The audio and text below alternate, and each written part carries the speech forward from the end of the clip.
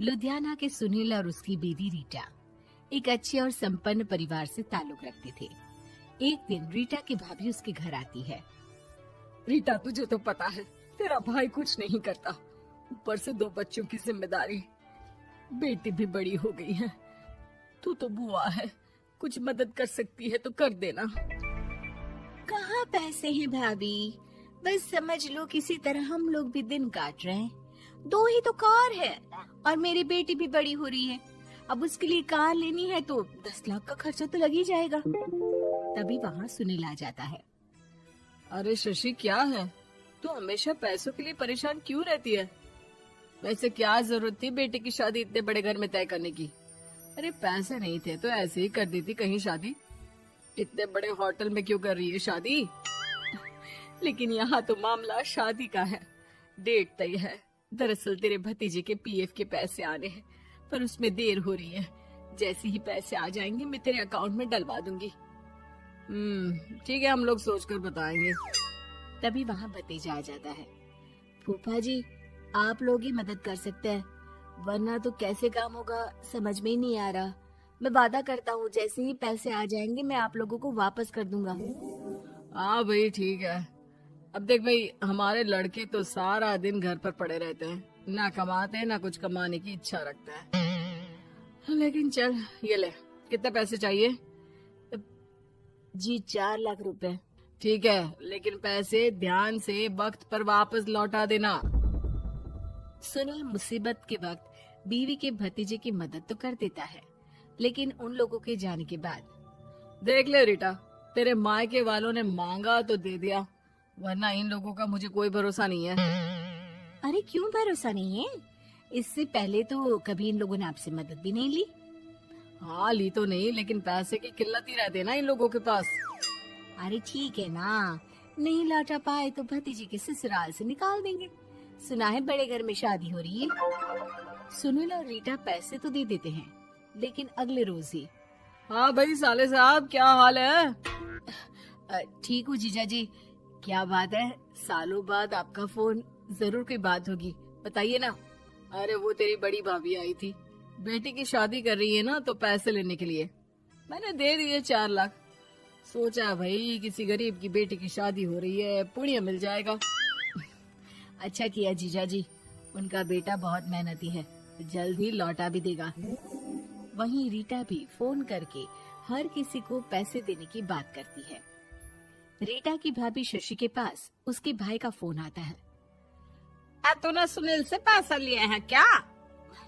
नहीं भाई, सिर्फ बात की है, बोल तो रहा है कि दे देगा। वो लोग मदद करने वालों में से नहीं है, और मदद कर भी दे लेकिन समाज में गा गा कर हालत बुरी कर देते हैं। अब गाने दीजिए ना भाई, मैं क्या कर सकती हूँ, मेरे पास कोई ऑप्शन भी तो नहीं है। बेटी की अगले हफ्ते शादी जो है। शशि की बेटी की शादी हो जाती है, लेकिन शादी के 1 महीने बाद ही सुनील का फोन भतीजे के पास आता है। हाँ भाई, शादी तो हो गई हम लोगों की दुआ से। अब देख, ऐसा ही फायदा होता है पैसे वाले रिश्तेदार हो तो। तेरे वक्त पर हम कैसे खड़े हो गए थे, लेकिन अब पैसा लौटा दे भाई। जी, मैंने पीएफ के लिए अप्लाई कर दिया था, उसकी नोटिफिकेशंस मैं आपको भी भेज देता हूँ। मुझे लगता है 10 दिन में पैसे आ जाना चाहिए। जैसे ही पैसा आएगा मैं आपके अकाउंट में डाल दूंगा। और ना जी ना, कोई नोटिफिकेशन नहीं चाहिए, पैसा चाहिए, पैसा। ठीक है अंकल, बस 10 दिन का समय दे दीजिए।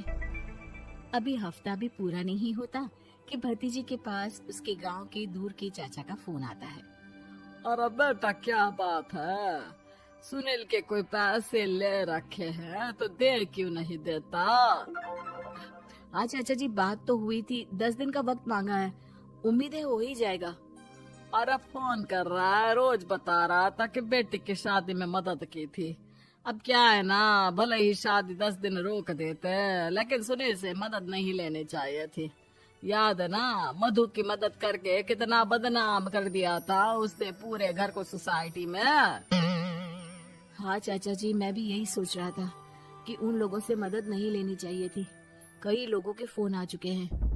वही रीटा अपनी भाभी को फोन कर देती है। क्या है भाभी, कब पैसे लौटाओगी? पता है ना ये कितना बोल रहे थे, तुम्हारे बोलने पर मैंने पैसे दिए हैं। भाभी अब तो आपके बेटे की कार बेच दो और हम लोगों के पैसे दे दो। अरे लेकिन रीटा, बात तो 3 महीने की हुई थी ना, अभी तो 2 महीने भी नहीं हुए पैसा लिए, थोड़ा तो सब्र करो। नहीं नहीं भाभी, वैसे मेरा बेटा टिक्कू आ रहा है आप लोगों के घर रहने के लिए, उसको अच्छे से खिलाना पिलाना, समझी? भाभी को समझ में नहीं आता कि वो क्या करे। वो बेटे से बात करती है।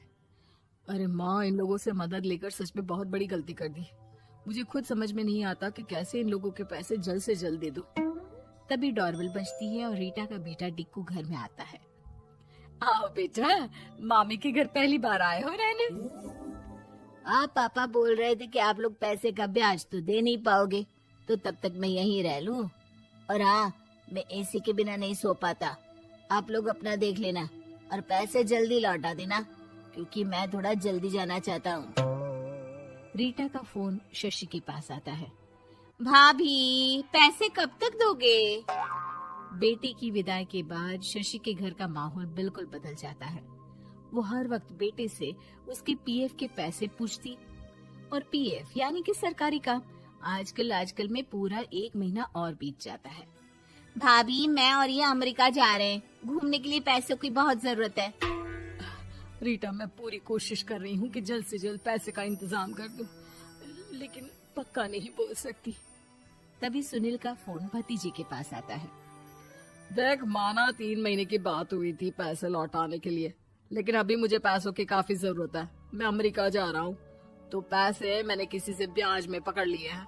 तू हर महीने 4 लाख का 20,000 ब्याज डाल देना मेरे अकाउंट में।